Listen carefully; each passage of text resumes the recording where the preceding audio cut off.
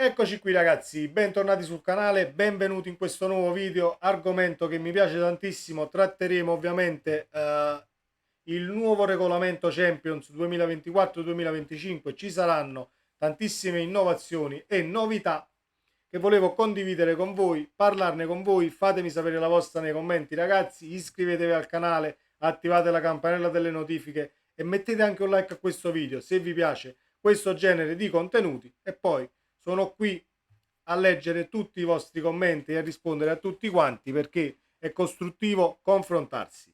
Partiamo perché ci sono tantissime novità per la Champions League 2024-2025, non la Champions League di quest'anno ma quella dell'anno prossimo, a partire dal fatto che non ci saranno più le retrocessioni. Chi arriva terzo in un girone di Champions scende in Europa League, eccetera eccetera.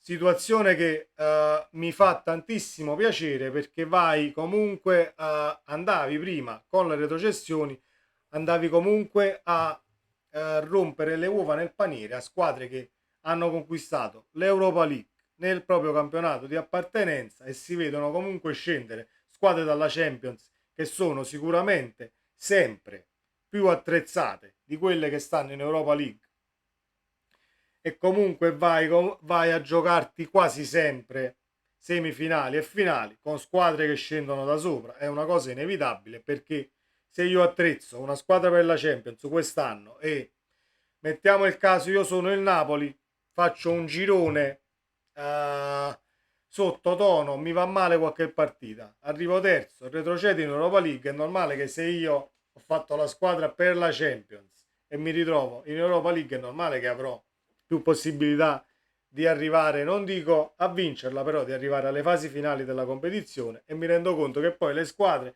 che si sono qualificate sul campo possono anche risentirsi da questo punto di vista, ed è giusto e legittimo. Quindi questa situazione mi trova completamente d'accordo. Poi parliamo del format. Si dice che sarà una Champions non più a 32 ma a 36 squadre, 4 squadre in più, e poi ci sarà un girone unico e si giocheranno tutte le partite con le prime 8 che arriveranno in classifica qualificate agli ottavi. Dal nono al 24esimo posto faranno gli spareggi per le altre 8 posizioni che completeranno il quadro degli ottavi di finale, e le altre 12, sì, le altre 12 restanti vengono eliminate senza scendere in Europa League, senza andare in conference, eccetera eccetera. Giusto, giustissimo così. Mi piace anche il format del girone unico, poi si vedrà come verranno gestite le partite. Si parla anche di fare una settimana solo Champions, con tutti gli appuntamenti di Champions martedì, mercoledì e giovedì, riservare anche un'altra settimana a tutta l'Europa League, eccetera eccetera. Poi questo lo vedremo quando sarà ancora più dettagliata ovviamente la situazione. E poi c'è addirittura il poter qualificare 5 squadre in Champions in un campionato. Esaminiamo per esempio la Serie A. Allora, la quinta squadra che potrebbe accedere alla Champions League dovrebbe avere il pass Champions solamente nel caso nell'annata solare giocata in Europa i punteggi UEFA siano migliori di un'altra nazione. Nel senso, quest'anno per esempio, dove abbiamo avuto la Roma, abbiamo avuto l'Inter in finale di Champions, il Napoli e il Milan sono andati avanti, comunque a livello di punteggi UEFA quest'anno siamo andati molto bene. Quindi se questa legge per la Champions League 2024-2025 era già in atto, quest'anno avevamo buone possibilità di portare la quinta squadra in Champions senza poi andare ad eliminare un posto in Europa. Nel senso, non è che vanno 5 in Champions e poi si fa una in Europa League e una in Conference, ma andrebbero 5 in Champions League, 2 in Europa League come sempre e una in Conference. Quindi diventerebbero 8 gli osti, diventerebbero 8 i posti papabili in Serie A per poter ambire all'Europa. Quest'anno chi è arrivato quinto in Serie A? L'Atalanta. L'Atalanta era in Champions League quest'anno con le leggi che andranno in vigore. Tantissime novità, un po' più di imprevedibilità, perché comunque andarti a giocare i playoff dal nono al 24esimo posto è totalmente diverso che giocarsi primo e secondo posto in un girone da 4, è una cosa normalissima, quindi è intrigante e sono